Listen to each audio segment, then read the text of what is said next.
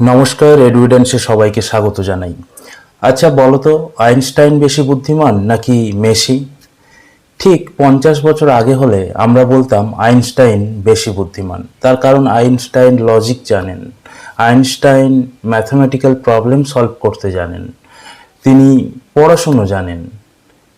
আর যারা এইগুলো জানেন তাদেরকেই আমরা 50 বছর আগে পর্যন্ত বুদ্ধিমান বেশি মনে করতাম। কিন্তু হাওয়ার্ড গার্ডনার আসার ফলে আমরা এই ধারণা পাল্টে ফেলেছি। অর্থাৎ তিনি প্রথমবার বললেন যে শুধুমাত্র পড়াশোনা জানা, প্রবলেম সলভ করতে পারা, ম্যাথ করতে পারা বা ভাষাগত দক্ষতা থাকাটাই বুদ্ধিমানের লক্ষণ নয়, বরং বিভিন্ন ক্ষেত্রে যারা পারদর্শী তারাও বুদ্ধিমান। তাই তিনি বললেন, আমরা জিজ্ঞেস করব না হাউ স্মার্ট আর ইউ, অর্থাৎ তুমি কতটা বুদ্ধিমান সে কথা আমরা বলবো না, যেটা আইকিউ দিয়ে টেস্ট করা যায়। আমরা বলবো হাউ আর ইউ স্মার্ট, অর্থাৎ তুমি কিভাবে বুদ্ধিমান বা কিসে বুদ্ধিমান। তিনি বুদ্ধির অনেকগুলো স্বাধীন সত্তা নিয়ে আলোচনা করেছেন এবং তার ফলেই তিনি বললেন আমরা কিসে বুদ্ধিমান বা কিভাবে বুদ্ধিমান সেটাই জানার বিষয়। শুধুমাত্র একটা আইকিউ স্কোর যেটা কতগুলো ম্যাথের প্রবলেম দিয়ে মেজার করা হয় বা ভাষাগত দক্ষতা দিয়ে মেজার করা হয়, শুধুমাত্র সেটাই বুদ্ধি নয়। যেটা স্পিয়ারম্যান বলেছিলেন 1904 সালে, যে সমস্ত কাজের পেছনে একটা একক বুদ্ধি কাজ করে, যেটার নাম তিনি দিয়েছিলেন জি ফ্যাক্টর। আমরা স্পিয়ারম্যানের থিওরিও আলোচনা করেছি, যারা এখনো দেখোনি ডেসক্রিপশন বক্সের লিঙ্ক আছে, গিয়ে দেখে নিতে পারো। তো তারপরে থার্স্টন আসলেন, তিনি বললেন, তিনিও স্পিয়ারম্যানকে ক্রিটিসাইজ করলেন এবং বললেন না, বুদ্ধি গ্রুপ ফ্যাক্টর দিয়ে চলে, অর্থাৎ বুদ্ধি কতকগুলো গ্রুপের সমষ্টি। তিনি 7টা ফ্যাক্টর বা এবিলিটিজের কথা বললেন। গার্ডনার বললেন না, এরকম কতগুলো গ্রুপ দিয়েও বুদ্ধিকে নির্দিষ্ট করা যায় না, বরং বুদ্ধির আরো অনেকগুলো স্বাধীন সত্তা রয়েছে, অনেকগুলো বিষয় রয়েছে যেগুলো আমাদের বুঝতে হবে। এবং আমরা আজকে আলোচনায় হাওয়ার্ড গার্ডনার কিভাবে এই সিদ্ধান্তে আসলেন এবং তার এই বুদ্ধিগুলো কি বলছে, কতগুলো ফ্যাক্টর রয়েছে, পুরোটা নিয়ে আলোচনা করব এবং তার এডুকেশনাল ইমপ্লিকেশন কি। শ্রেণীকক্ষে আমরা হাওয়ার্ড গার্ডনারের এই তথ্য কিভাবে প্রয়োগ করব এবং প্রত্যেক তথ্যের একটা ক্রিটিসিজমও থাকে, সেটা নিয়েও আমরা কিন্তু আলোচনা করব এবং শেষে গিয়ে একটা রিভিশন দেব। তাই শেষ পর্যন্ত দেখো, কারণ এটা আপার প্রাইমারি, প্রাইমারি, সিটেট, ডব্লিউবিএসএলএসটি যারা এডুকেশনে দেবে তাদের জন্য, যারা এডুকেশনে পিএইচডি করছো বা করবে তাদের জন্য প্রয়োজন, এবং যারা class 11, 12, graduation, masters, MA, BEd করছো এডুকেশনের ক্ষেত্রে বিশেষ করে, তাদের অবশ্যই কাজে লাগবে। আর সবারই কাজে লাগবে যারা প্রাইমারি দেবে, আপার প্রাইমারি দেবে, কিংবা যে কোনো স্টেটের টেট এক্সাম দেবে অথবা সিটেট দেবে।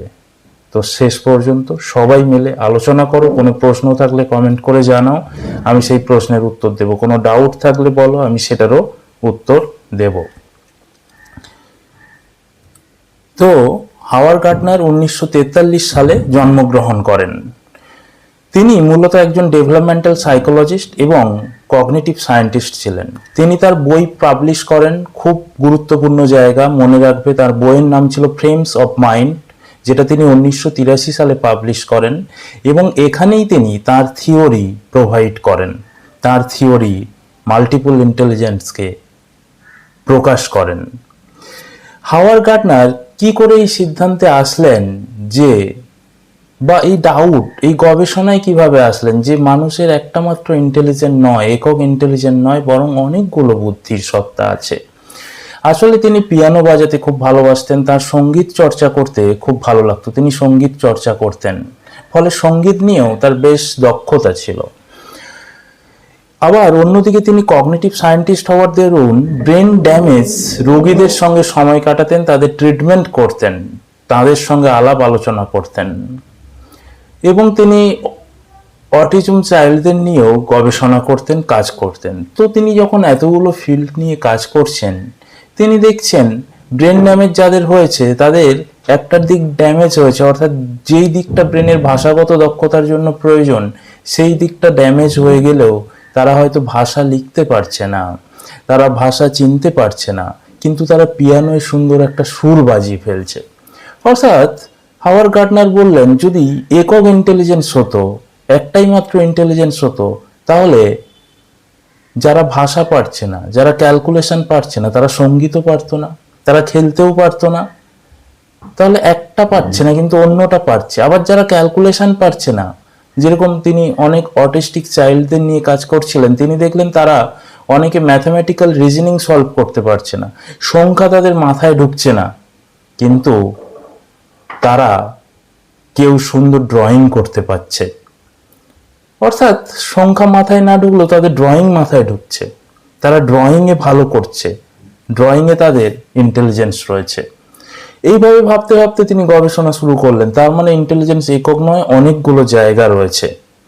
এবং তিনি সেই গবেষণার পর তিনি হার্ভার্ড ইউনিভার্সিটিতে গবেষণা করেন এবং তার গবেষণা প্রকাশিত হয় 1983 সালে ফ্রেমস অফ মাইন্ড নামক বইটিতে, যেটা তার লেখা বই। হাওয়ার্ড গার্টনার মূলত 8 ধরনের বুদ্ধির কথা বলেন, কিন্তু আমরা যদি এখানে দেখি, তিনি প্রথমে 1983 সালে 7টা ইন্টেলিজেন্সের কথাই বলেছেন। অর্থাৎ আমাদের মানুষের 7 ধরনের বুদ্ধি থাকে বলে তিনি মনে করতেন। অরিজিনালি তিনি 7টার কথা বলেছেন, কিন্তু পরবর্তীকালে 1995 সালে ন্যাচারালিস্টিক ইন্টেলিজেন্স বলে একটা বুদ্ধির সত্তা এর সাথে যোগ হয় এবং 8 ধরনের বুদ্ধি তৈরি হয়। পরবর্তীকালে আরও একটা বুদ্ধি এক্সিস্টেন্সিয়াল ইন্টেলিজেন্স যোগ করার মতো প্রচেষ্টা চলে, কিন্তু শেষ পর্যন্ত এটা যোগ করা যায়নি। এটা নিয়ে আমি পরে আলোচনা করছি।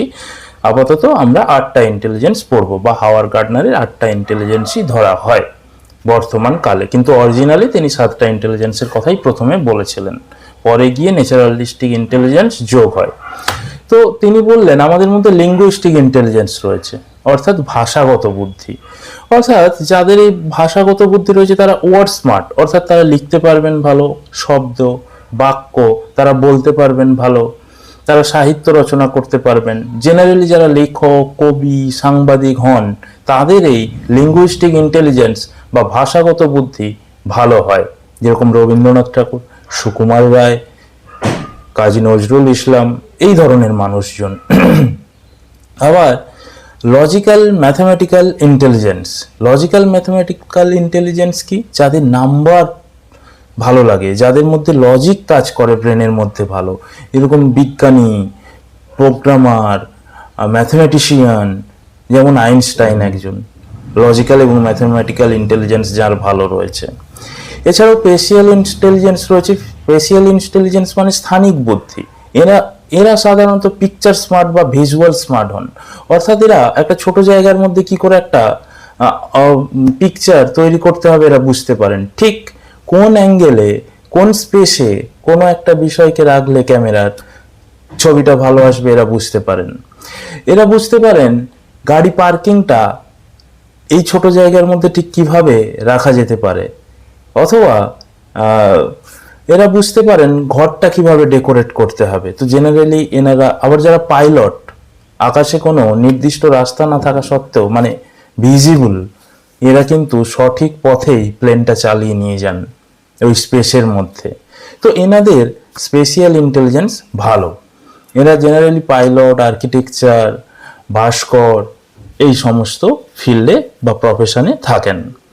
এছাড়াও তিনি বললেন মিউজিক্যাল ইন্টেলিজেন্স হতে পারে, অর্থাৎ সাংগীতিক বুদ্ধি বা সঙ্গীতের বুদ্ধি।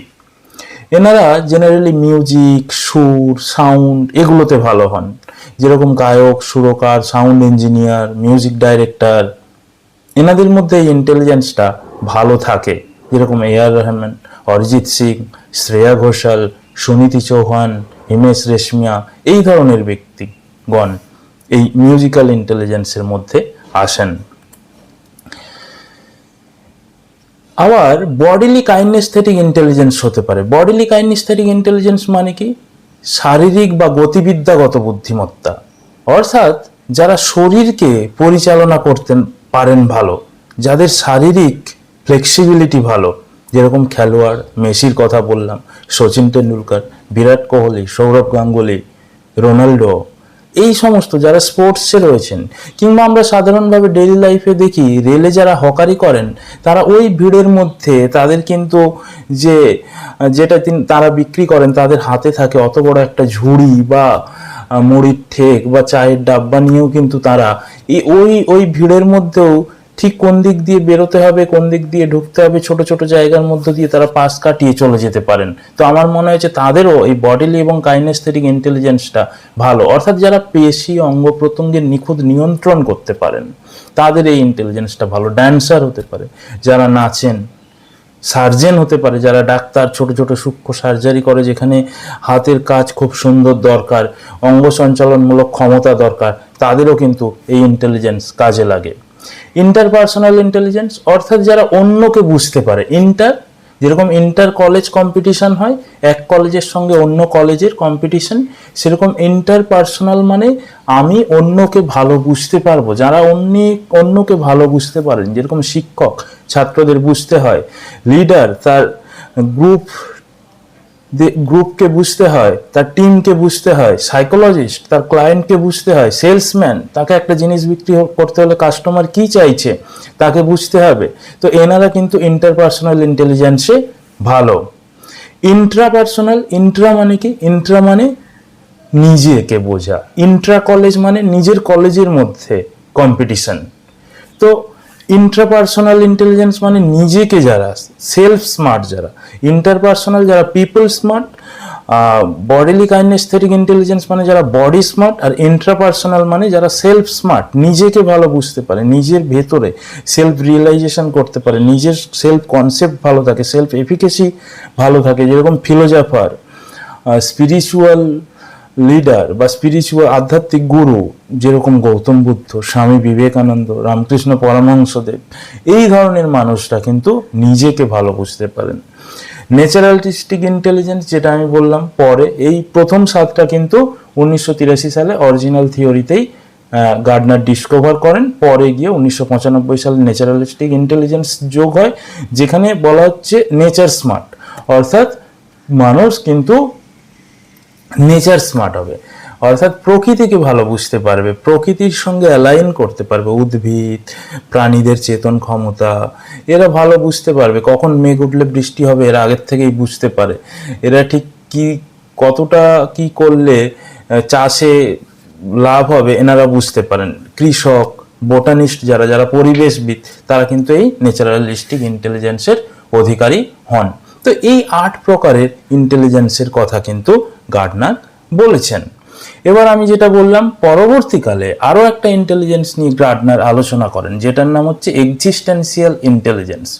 অর্থাৎ এখানে আমরা জীবন, মৃত্যু, বেঁচে থাকা এগুলো নিয়ে বুঝতে পারবো। এক্সিস্টেন্সিয়াল, আমার অস্তিত্ব কি, আমি কেন জন্মেছি, আমার জীবনের উদ্দেশ্য কি, এই ধরনের প্রশ্নগুলোর উত্তর পাবো যাদের এই এক্সিস্টেন্সিয়াল ইন্টেলিজেন্স আছে।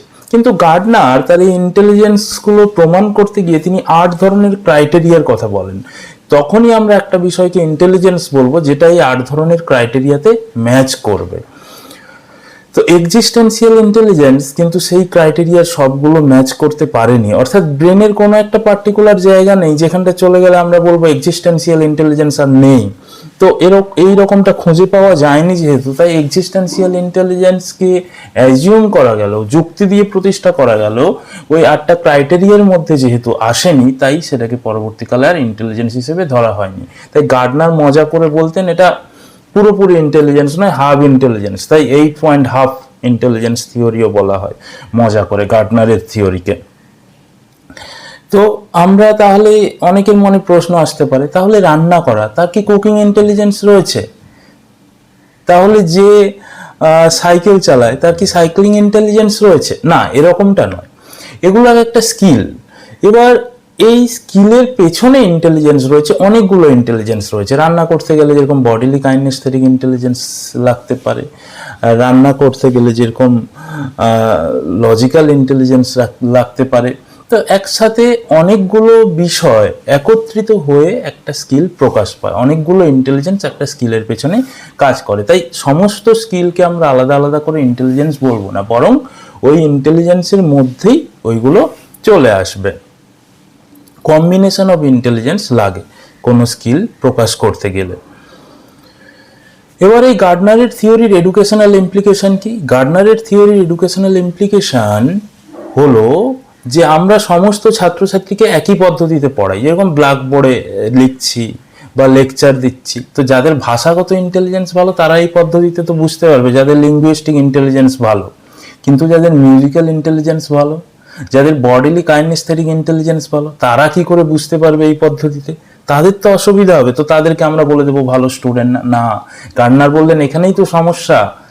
আমরা একটা জিনিসকে ইন্টেলিজেন্স মনে করি, যারা লজিক বুঝতে পারছে, ভাষা বুঝতে পারছে, কিন্তু যে ছেলেটা বা মেয়েটা শারীরিক অঙ্গ সঞ্চালনমূলক বুদ্ধিতে ভালো, সে তো এই পদ্ধতিতে বুঝতে পারবে না। তাকে তাহলে কি রোল প্লে করতে দিতে হবে, একটা টপিক নিয়ে নাটক করতে দিতে হবে, তাহলে কি সে বুঝতে পারবে। বা কাউকে সঙ্গীতের মাধ্যমে বোঝানো হলো, কেউ প্লেওয়ে মেথডে বুঝবে, কেউ ম্যাথের মাধ্যমে বুঝবে, কেউ ভাষার মাধ্যমে বুঝবে। তো সবার জন্য একই শিক্ষা পদ্ধতি নয়, বরং সবার জন্য আলাদা আলাদা শিক্ষা পদ্ধতি কিন্তু আমরা তৈরি করতে হবে। যাদের ইন্টারপার্সোনাল ইন্টেলিজেন্স ভালো, তারা গ্রুপ ওয়ার্ক যদি তাদের দেওয়া হয়, প্রজেক্ট দেওয়া হয় কোনো টপিক নিয়ে, গ্রুপে ওয়ার্ক করতে, তারা ভালো বুঝবে। তো বুঝতে হবে শিক্ষককে যে ছাত্রছাত্রীর কোন ইন্টেলিজেন্সটা ভালো, তাদেরকে যদি সেইভাবে শেখানো যায় তাহলে কিন্তু তারাও খুব ভালো স্টুডেন্ট হতে পারে। তখন ফার্স্ট একজন নয়, সবাই ফার্স্ট হতে পারে।